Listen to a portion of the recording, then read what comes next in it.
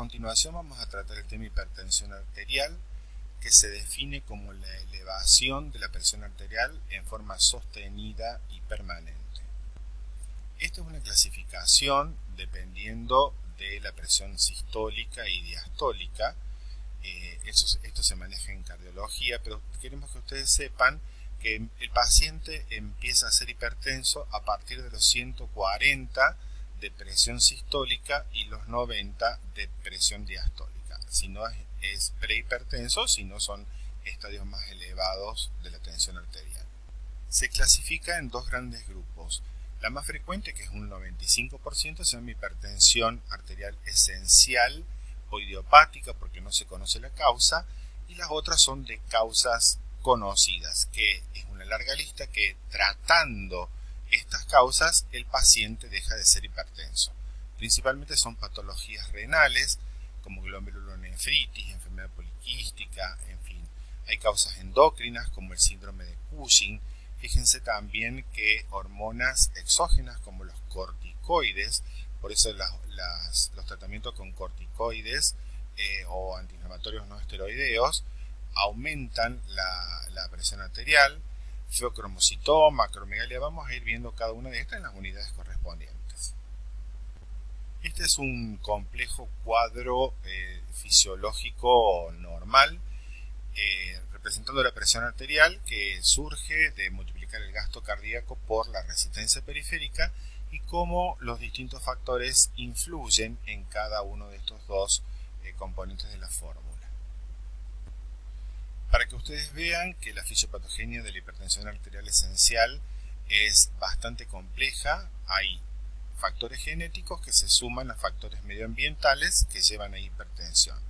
Estos factores genéticos están en estudio constante en distintos laboratorios del mundo. Se dividen en tres. Una es la hemostasis renal del sodio, cómo se elimina el sodio a nivel renal. Otra es una vasoconstricción funcional, que principalmente depende de los canales del calcio. Y otros proponen un defecto en la estructura del músculo lisovascular que lleva un grosor de la pared vascular. Estos dos aumentan la resistencia del vaso y estos dos aumentan el gasto cardíaco y esto produce hipertensión. Recuerden ustedes que son influencias genéticas sumadas a factores medioambientales. Los órganos más afectados en la hipertensión arterial son los vasos, consecuentemente los riñones, el corazón, el cerebro, los ojos. Entonces vamos a ir viendo un poco de cada uno. Respecto a los vasos que se dañan son arterias de gran calibre y de mediano calibre. Las arterias se hipertrofian, producen fibrosis de la pared, se tornan rígidas, después se dilatan y se elongan. Acuérdense la aorta, por ejemplo, que ustedes por orceína, con la coloración de orceína han visto que se tienen muy bien las fibras elásticas.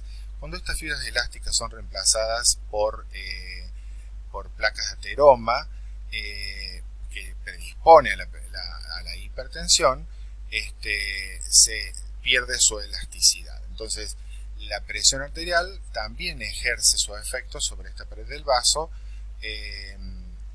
alterando la elasticidad de esas fibras. Las arteriolas ya lo hemos visto en la arterioloesclerosis.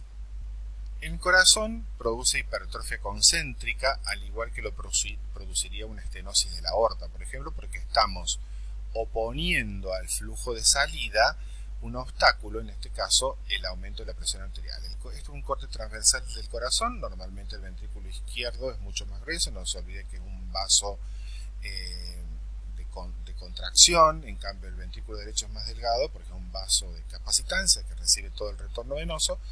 Acá tenemos muy engrosada la pared del ventrículo izquierdo que supera 1,5 centímetros. Entonces a partir de 1,5 centímetros se empieza a considerar hipertrofia concéntrica de la pared libre del ventrículo izquierdo. El daño renal ya lo hemos visto en la arteriosclerosis, produce nefroesclerosis benigna con arterioloesclerosis hialina. Estas arteriolas están en este riñón con nefroesclerosis benigna, que es de superficie finamente granular. Y estas arteriolas con arteriolesclerosis hiperplásica son las que dan el petequiado de pulgas en la nefroesclerosis maligna. Este paciente en general son más jóvenes, son con crisis hipertensivas, o si no, pacientes mayores que tienen hipertensión arterial benigna y producen picos de hipertensión arterial, y en este caso se suman los dos: un riñón disminuido de tamaño con superficie finamente granular como esto, más el petequiado de pulgas. La hipertensión arterial produce daño cerebral, edema, microinfartos y petequiado. Aquí vemos el petequiado, aquí vemos la lesión, es muy pequeña. No confundir esto con un infarto cerebral grande o una hemorragia. Si bien son todos accidentes cerebrovasculares, la hipertensión produce un cuadro mucho más leve que tener un ACV por un trombo o una isquemia. Y el daño ocular, la retinopatía hipertensiva, donde se ven las arterias de la retina a veces ocluidas, y se ven estos exudados que se describen como exudados algodonosos, y en casos graves puede haber hemorragias en la retina. Pero eso lo van a ver bien en oftalmología. A los pacientes hipertensos se les realiza un fondo de ojo y se describe la retinopatía hipertensiva en 4 grados. El grado más severo es el edema de papila. Como se ve acá, una papila edematosa sobrelevada, que es el sector donde ingresan los vasos sanguíneos. Esto es muy importante y a veces se pregunta en los exámenes. Las causas de muerte: un paciente con hipertensión arterial benigna desarrolla una insuficiencia cardíaca congestiva, y esa suele ser su causa de muerte, o accidentes cerebrovasculares. En cambio, el paciente con hipertensión arterial maligna, como ya hemos mencionado muchas veces, el cuadro más complicado se produce en el riñón. Entonces hacen insuficiencia renal en el 90% de los casos, y en menor medida infartos o accidentes cerebrovasculares.